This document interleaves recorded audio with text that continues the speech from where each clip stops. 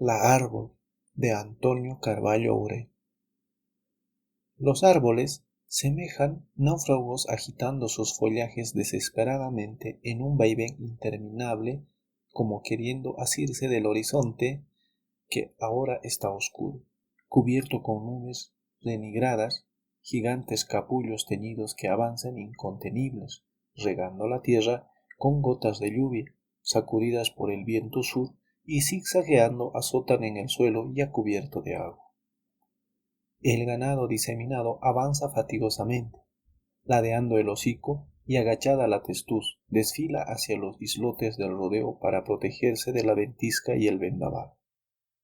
Precedido de un criado, un hombre cabalga una mula, cubierto de poncho engomado, quiere cortar las leguas y llegar a la hacienda de Árbol Solo. Allá es la central de sus estancias, que suman 5 y se extienden en la vasta superficie de 12 leguas a la redonda, pobladas por 10.000 bovinos y 2 centenas de caballos. El puesto ganadero, con rústicas casas techadas de motacú y cercadas de curi, corrales y potreros de lienzos de palos blancos y tacuara, donde se encierran más de 1.000 cabezas de ganado y guardan los caballos las vísperas de las vaqueas para que no estén jipatos, tienen un limpio patio. Apenas hay un solo árbol de tajibo, que por el mes de julio está cubierto de flores rosadas. El contorno de las casas carece de hierbas y plantas, parece una estampa de los yermos trasplantada en un fondo de pasto verde. Cuando llegan los viajeros, ya es noche cerrada. De una de las casuchas sale una mujer con 2 jarros humeantes. Después del consabido cambio de palabras, entrega ambos a los 2 recién llegados, que beben, deseosos de calentarse. Los 3 hombres que acurrucados se calentaban en alrededor de la chisporroteante leña encendida, se levantan avisados por la mujer la llegada del patrón y, corriendo para no mojarse, llegan hasta él. Ya había encendido el lampeón y comienza a informarse de la marcha de la hacienda. Cambiado de ropas y recostado en la hamaca que diligentemente le tendiera la doméstica, Remigio López escucha e interroga. 2 meses había durado su ausencia. Salió de sus dominios después de 8 años. No pisaba siquiera el pueblo. Ya frisaba los 50 y los años se reflejaban en las canas de su pelo y en las arrugas de su rostro. Era más bronceado que moreno, y su porte denotaba la consistencia de un hombre fuerte, hecho para las rudas faenas de la ganadería. Pocas personas lo visitaban. Su mesa era igual a la de sus mozos. Muy rara vez se sabía de algunas tomadas del patrón, cuando unas 3 veces en el año lo visitaban sus conocidos compadres de ganado. En Árbol Solo nunca había fiesta, y cuando los cambas querían divertirse tenían que trasladarse a pie a las estancias o chacos vecinos. Remigio no tenía tiempo para hacer preparar buenas comidas ni perderlo en charlas con el prójimo. Le faltaba más bien en la atención personal de su patrimonio. Bastante sacrificio le costaban, muchos desvelos y hasta una cicatriz en su pómulo que quedó como recuerdo de la cos de un potro redomón en los comienzos de su vida de ganadero.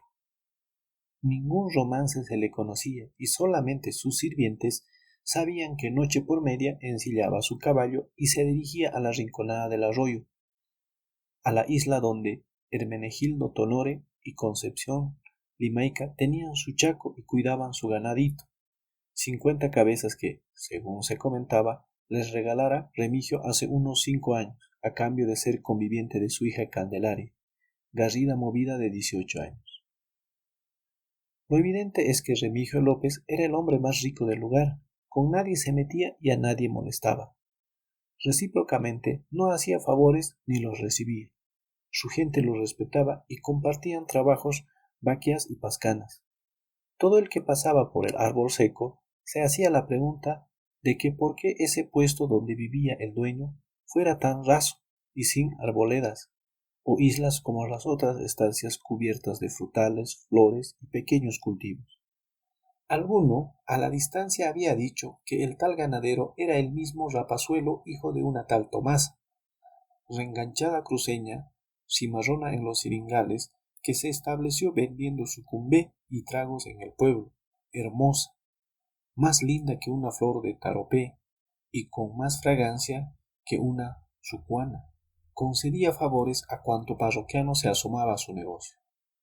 Se agregó que era su padre, el Orjeta Castro, arreador, alarce, borracho, pendenciero, que murió disque leproso, con 2 tiros en la cabeza que le hizo disparar el corregidor y luego lo quemaron con querosén para que no contagie su cadáver. Ya crecido Remigio, era vendedor de las pepas que hacía Tomás. Los chicos de la escuela lo evitaban y pegaban porque era hijo del leproso y de la Árbol, como la bautizaron las beatas del pueblo a la cantinera. De ahí que los muchachos cada vez que le decían hijo de la Árbol, hijo de los pájaros, fruta podrida. Un día se fugó con una lancha y nadie supo de él. Enferma y tísica, murió su madre y nadie fue a verla a la Árbol.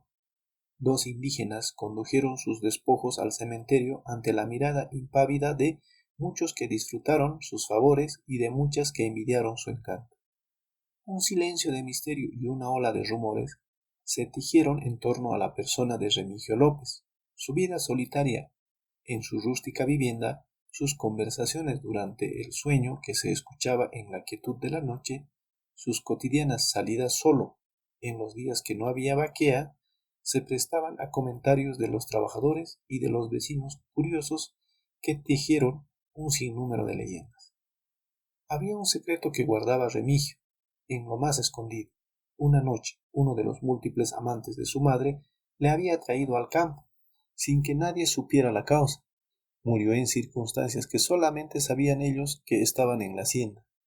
Tenía el difunto fama de avaro y se hacían comidillas sobre libras esterlinas y oro que acumulaba. Después de interrogatorios policiales, no pasó más, y la Árbol volvió a sus andadas. Para entonces, ya Remigio había huido. Tendría 25 años Remigio López y era presa de algo extraño. Como un delirio, se le presentaba la figura de su madre, que en la penumbra le hablaba diciéndole que fuera a los pagos donde naciera, donde para él tenía oculto un tesoro en premio a su indigente niñez y abandono. La obsesión adquiría caracteres de alucinación y poseído por ese duende que lo dominaba, cruzando ríos, rumbeando pampas, un día llegó al pueblo. Estuvo en una pequeña isla, atisbando de lejos a la gente. Esa misma noche hubo de reanudar su viaje hasta llegar 3 días después al sitio donde ahora está el árbol solo. Allí vio la imagen de su madre que le ordenó cavar y puesto a la faena encontró un incalculable entierro de libras de oro, valijas y joyas. En posesión del hallazgo, Remigio compró estancias y ganado, porque así lo había ordenado el espíritu de su madre desde ultratumba. Ese fue el inicio de su asentamiento. Cumplido esto, ya no se le aparecía la obsesionante imagen de la Árbol. Dicen que en la quietud de las noches, cuando todos duermen en un fondo oscuro salpicado de estrellas, en el silencio interrumpido apenas por el lejano balido de un res solitaria o el agorero y macabro canto de los búhos nocharniegos, como en un cuadro recortado, se divisan claramente, debajo del tajibo, solo las figuras de Remigio y su madre. Dizque se sientan y dialogan largo rato, y después de un beso maternal, en determinado instante, queda solitario el pajarero, desapareciendo como por encanto la silueta de aquella que fuera la Árbol.